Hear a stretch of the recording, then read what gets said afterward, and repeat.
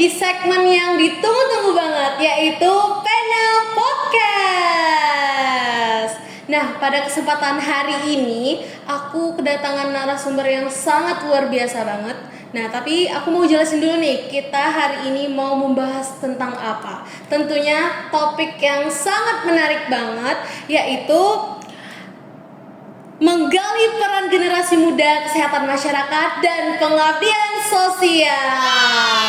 Nah, tanpa memperpanjang waktu lagi nih, kita langsung aja nih ke narasumber kita yang kece banget nih. Mungkin langsung aja nih kepada Abang Alivio Devano, disilahkan Bang. Halo Melva, halo teman-teman dari Sobat Pena. Halo Bang Alif. Oke nih Bang, boleh nih Abang memperkenalkan dirinya dulu nih Bang, dan juga mungkin karena terkait tema tadi tentang pengabdian nih Bang, boleh nih Abang menceritakan pengalaman dan kegiatan Abang sekarang apa Bang? Oke, baik. Bismillahirrahmanirrahim. Assalamualaikum warahmatullahi wabarakatuh. Selamat pagi, siang, sore, dan malam ya bagi seluruh Sobat Pena dan juga penonton dimanapun teman-teman berada. Perkenalkan, nama aku Muhammad Alivio Devano. Biasa disapa Alif, aku dari Fakultas Kesehatan Masyarakat Universitas Andalas, angkatan 2021. Nah, untuk aktivitas sehari-hari, mungkin sekarang aku lagi nyelesain salah satu tanggung jawab aku juga ya di akademik, yaitu skripsi. Itu ya mungkin itu salah satu hal yang wajib sih ya bagi anak-anak tahun akhir. Dan juga aku sekarang berkegiatan juga di Himpunan Mahasiswa Islam. Dan alhamdulillah nih Melva, mungkin 1 bulan yang lalu aku baru aja nyelesain amanah di Mahardika Muda. Nah, mungkin ini nih yang akan relate nanti dengan tema pembahasan kita ya, seputar pengabdian masyarakat. Berarti Mahardika Muda tuh kegiatan pengabdian masyarakat gitu ya Bang? Mahardika Muda itu organisasi yang bergerak di bidang pendidikan dan pengabdian masyarakat. Waduh, cocok banget ya sama tema kita pada hari ini. Nah, mungkin karena teman-teman Sobat Pena nih udah penasaran banget nih Bang sama topik pada hari ini, mungkin aku langsung aja lanjut ke pertanyaannya ya Bang ya. Nah, dari Abang Alif sendiri nih, arti dari pengabdian itu apa nih Bang? Ada arti tersendiri atau kayak gimana? Dan juga seberapa penting nih menurut Abang bagi terutama kesehatan masyarakat nih terhadap pengabdian itu sendiri?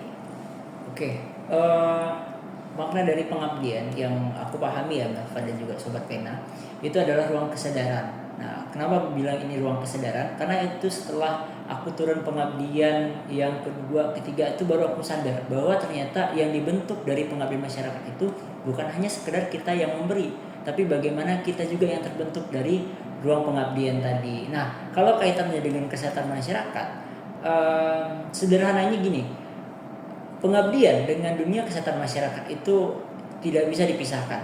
Kenapa? Karena bagi aku pengabdian itu adalah nafas panjangnya dari anak-anak kesehatan masyarakat. Karena sesuai namanya aja ya, kesehatan masyarakat. Nah, bagaimana sih kita bisa mengeksplor lagi, mencari tahu lagi tentang kesehatan masyarakat itu? Ya salah satunya dengan kegiatan pengabdian masyarakat tadi gitu. Wow, luar biasa banget ya arti dari pengabdian dari seorang Bang Alif ini. Oke, mungkin lanjut ke next pertanyaan nih Bang. Nah, dari Abang Alif sendiri coba cerita ini Bang, kayak contoh dan aksi nyata dari pengabdian masyarakat atau pengabdian itu sendiri Bang. Oke, aku mulai terjun aktif di dunia pengabdian itu tahun pertama kuliah. Mana aku bergabung di Mahardika Muda saat itu sebagai volunteer, dan memang aku melihat ada 2 hal yang apa ya, semacam 2 sisi cermin gitu nih Malva. Kenapa ya? Karena gini, di sisi masyarakat mungkin banyak juga yang masih underestimate dengan mahasiswa ini. Apa sih yang bisa dilakukan oleh generasi muda? Nah, sementara di sisi mahasiswanya kita punya over idealistik banget ya. Misalnya kita pengen merubah ini dalam sekejap. Nah, itu mungkin hal-hal yang aku temui pertama kali pas pengabdian. Namun lambat laun aku melihat nih, ternyata ada formula yang bisa dilakukan untuk menjadi netralisir dari 2 mungkin ya tantangan mungkin ya yang dihadapin oleh seorang pengabdi masyarakat itu.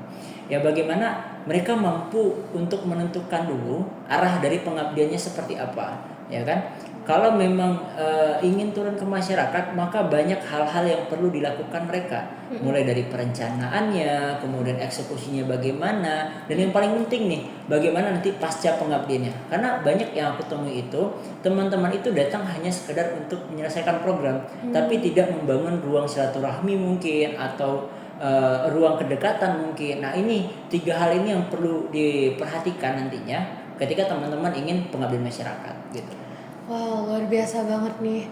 Nah bang, selama abang dan selama pengalaman abang nih melakukan pengabdian masyarakat, turun langsung ke masyarakat, kira-kira apa nih bang yang menjadi tantangan abang sendiri dan para pengabdi masyarakat lainnya itu bang, tantangan terbesar maupun dari yang terbesar dan terkecil, dari terkecil ke terbesar lah bang. Oke.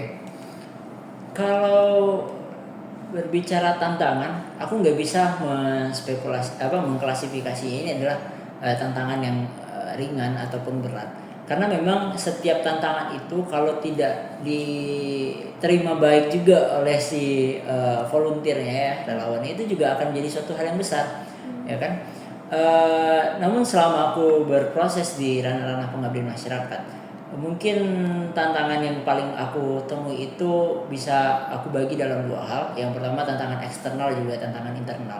Mungkin tantangan internal ini bagi mereka yang baru pertama kali pengabdian itu bakal jauh sekali perbedaannya. Ya, ketika mereka yang biasanya mungkin sudah memiliki fasilitas yang cukup ya di tempat tinggal asalnya gitu. Sementara turun ke daerah yang mungkin memiliki keterbatasan, mungkin ya istilahnya culture shock lah yang akan mereka terima gitu.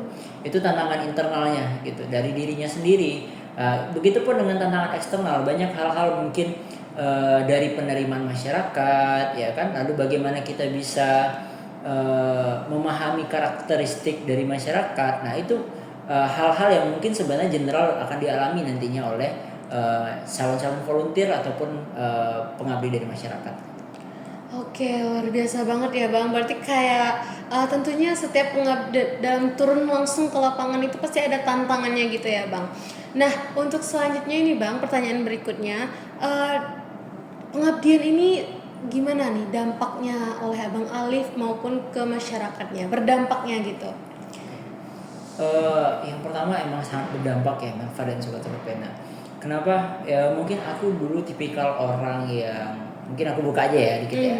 Mungkin aku dulu tipikal orang yang pengennya itu sat-set aja, nggak mau lama-lama. Cuman setelah aku turun ke lapangan, aku melihat, mengobservasi, ternyata ada satu hal juga yang membuat aku jadi belajar bahwa setiap itu butuh prosesnya. Dan proses itu aku maknai sebagai kepercayaannya tadi gitu. Jadi bagi seorang volunteer nantinya untuk membangun kepercayaan, apalagi di tengah masyarakat, itu butuh waktu yang cukup panjang ya. Nggak mungkin dalam 1-2 hari aja teman-teman bisa membangun kepercayaan tadi. Yang kedua, meneguhkan komitmen ya, meneguhkan komitmen yang dulu misalnya kita masih berpikir komitmen itu hanya sebatas janji ya, sekarang kita harus bisa mengimplementasikannya. Ketika kita misalnya turun ke lapangan, kita harus berkomitmen bahwa itu bukan hanya sebagai agenda seremonial saja, tapi ini juga akan menjadi sebuah program yang berkelanjutan gitu. Ya mungkin itu ya yang menjadi tolak ukur aku dalam pengabdian masyarakat sebelum-sebelumnya. Nah, luar biasa banget nih Bang. Nah, mungkin Abang Alif nih boleh nih Bang kasih Sobat Pena nih motivasi nih terhadap ikut join ke pengabdian gitu Bang.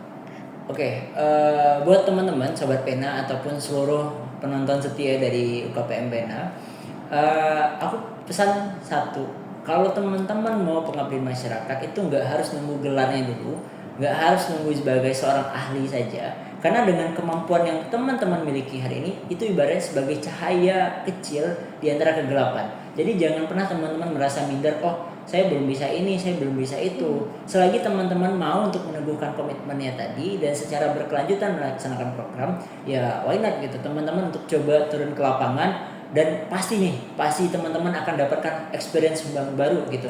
Karena kalau bahasa-bahasa kita kan, kehidupan ataupun kejadian yang ada di ruang kelas itu akan berbeda dengan yang ada di lapangan. Begitupun sebaliknya. Nah, itu yang akan jadi tantangan nanti bagi teman-teman ketika ingin turun ke lapangan dan coba hal-hal yang baru. Yang penting satu, teman-teman melihat itu dari segi nilai apa yang didapatkan gitu, bukan dari mungkin beratnya ataupun susahnya, tapi bagaimana nilai yang teman-teman bangun tadi itu muncul di dalam pengabdian masyarakatnya.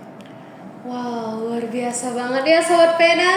Nah, jadi kita lanjut lagi nih ke next question ya Bang. Nah, dari Abang Alif sendiri, menurut Abang nih Bang, gimana nih biar anak-anak Kesmas itu bisa berdampak dan juga gimana ya pengabdiannya itu bisa bisa terlaksana dan terutama di daerah-daerah yang sulit dijangkau nih Bang. Gimana nih kayak kebanyakan kan anak-anak sekarang nih terutama kayak susah sinyal tuh udah mulai gitu Iya, Bang. bener-bener.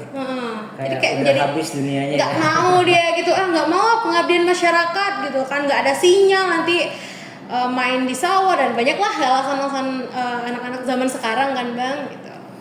Oke, kalau nanti teman-teman kesehatan masyarakat mau nih nge-explore lagi lebih dalam, khususnya tentang daerah-daerah yang mungkin susah diakses, teman-teman bisa pakai metode kolaborasi ya, yang paling penting kolaborasi dulu. Silakan nanti digandeng komunitas-komunitas lokalnya, atau mau digandeng nanti lokal heroesnya ya. Jadi kan di setiap daerah negara itu mereka punya satu orang ibaratnya yang menjadi ya hero-nya lah di sana, lokal heroesnya. Nah di situ teman-teman bisa nanti diskusi, bertanya, memahami kultur masyarakat, dan yang ketiga itu harus continue teman-teman gitu. Jangan sampai nanti teman-teman hadir hanya sebatas program dan hanya menyelesaikan tanggung jawab harian, sementara pengabdian masyarakat tidak bisa dimaknai sesempit itu. Pengabdian masyarakat itu perlu dilakukan sepanjang hidupnya. Jadi kalau teman-teman mau ikut ke pengabdian masyarakat, jangan hanya berorientasi pada waktu atau skala terdekatnya saja, tapi memang ini dimaknai sebagai proses terpanjangnya bagi teman-teman gitu. Oke, luar biasa banget. Nah, mungkin ini mungkin terakhir nih Bang, tapi nggak terakhir-terakhir banget. Mungkin ada pertanyaan dari aku pribadi nantinya Bang. Nah, ini selanjutnya itu kayak apa pesan dan ajakan Abang Alif nih untuk bukan hanya anak kesehatan masyarakat, karena kata Abang tadi kan bukan hanya kesehatan masyarakat aja kan Bang yang bisa mengabdi ke masyarakat, turun langsung ke lapangan. Nah, apa nih kesan ajakan Abang biar generasi muda sekarang ini juga tertarik untuk mengabdi ke masyarakat Bang? Oke, teman-teman, aku nggak membatasi teman-teman itu punya zona nyamannya sendiri. Tapi sekarang dengan perkembangan teknologi ataupun sekarang kita kenal sudah 5.0, aku menyarankan teman-teman untuk memperluas zona nyamannya. Yang biasanya mungkin dalam tataran sempit, dan sekarang coba diperlebar lagi. Yang dulu awalnya mungkin masih mikir-mikir pengabdian masyarakat, ngabisin duit, ngabisin waktu dan segala macam. Sekarang coba kita buka sudut pandang lain, bahwa pengabdian masyarakat itu adalah bagian dari penerapan apa yang kita lakukan di kelas, apa yang kita dapatkan di kelas itu ada di lapangan. Nah jadi ini tergantung bagaimana teman-teman nanti mau men-challenge dirinya, bahwa memang kehidupan teman-teman itu tidak akan bisa lepas dari yang namanya sosial, dalam hal ini masyarakat tadi. Nah jadi buat teman-teman semua, pastikan mengambil perannya di dalam masyarakat, karena kita tidak tahu sekecil apapun kontribusi teman-teman itu sangat berdampak bagi masyarakat. Karena fun fact-nya gini teman-teman, setiap saya datang ke daerah pengabdian itu nggak melulu tentang saya menghadirkan statistik. Kalau kita kan di Kesmas biasanya itu kan angka kesakitan dan angka kesehatannya. Ternyata sederhana, cukup mendengar mereka, ya kan, memberikan solusi apa yang bisa mereka terima gitu. Karena itulah hal-hal yang mungkin bagi kita di kota ini, waduh, itu kayak biasa aja nggak sih dengerin orang curhat gitu. Tapi bagi mereka, curhat itu adalah suatu wadah yang memang mengeluarkan isi hati mereka, mungkin yang selama ini tertekan ataupun terpendam sendiri itu bisa sampai. Nah disitulah nantinya tugas kita, mungkin yang mahasiswa nih ya, kita lebih ke mahasiswanya, itu bisa untuk menjadi mitra strategis dan juga mitra kritis dari pemerintah. Karena kita nih bisa nih ke masyarakat, kita pengabdian, kita tahu apa kendala yang ada di masyarakat, ayo kita hadirkan ke ruang-ruang pemerintahan tadi gitu. Waduh, luar biasa banget nih Bang. Mungkin itu cukup ya Bang terkait pertanyaan terakhir dari Pena Podcast kali ini. Tapi mungkin dari Melvanya sendiri nih Bang, Melva penasaran banget nih dalam memimpin suatu pengabdian masyarakat nih Bang. Tentunya pasti kayak ada konflik nih. Kira-kira pernah nggak Bang ada terjadi konflik gitu waktu pengabdian masyarakat ataupun yang lain-lainnya Bang, kayak berdasarkan pengalaman Abang pribadi nih, kayak gimana sih Bang cara menyelesaikannya, yang dimana kita kan harus mengabdi di sana tapi kayak ya di balik layarnya tuh ada sesuatu gitu. Itu nggak bisa kita pungkiri ya sobat pena ya. Nah, yang namanya konflik itu pasti ada yang muncul, ada konflik individu dengan individu, individu dengan kelompok ataupun kelompok dengan kelompok. Nah, gimana kita mensiasatinya ketika itu ada di pengabdian masyarakat? Ya, disitulah peran komunikasinya teman-teman. Bagaimana misalnya seorang leader itu mampu untuk menjadi titik tengah ya dari mungkin dua sisi yang berlawanan ini, ya bagaimana dia nanti mampu untuk mempersuasi, mendengarkan apa sih keluhan dari yang pro dengan yang kontra ini. Ya balik lagi memang pada kemampuan kita dalam berkomunikasi dan bagaimana keuletan kita dalam berprofesionalisme di dalam pengabdian masyarakat. Karena balik lagi, sebelum teman-teman turun ke pengabdian itu pastikan dulu teman-teman punya jiwa yang besar, teman-teman butuh pikiran yang jernih ya, dan juga punya niat yang tulus gitu. Oke, luar biasa banget. Boleh deh tepuk tangan dulu untuk kita berdua. Keren banget ya guys ternyata. Mungkin cukup sekian nih guys kulik-kulik. What? Nah, mungkin cukup sekian guys kulik-kulik kita mengenai tentang pengabdian masyarakat. Mungkin next Bang kita boleh nih ngadain podcast lagi Boleh. atau bincang-bincang asik lagi nih Bang terkait pengabdian, karena ini pengabdian masyarakat ini nggak ada habisnya ya kan Bang. Betul. Karena kayak merupakan pengalaman yang sangat luar biasa dan pokoknya banyaklah pengalaman-pengalaman baik yang didapat. Nah, Sobat Pena, mungkin kalian udah seneng banget nih dengar podcast kita hari ini terkait pengabdian masyarakat, terutama bagi generasi muda sekarang dan anak kesehatan masyarakat nih tentang pengabdian masyarakat. Nah, mungkin cukup sekian Pena Podcast kali ini. Sobat Pena, see you!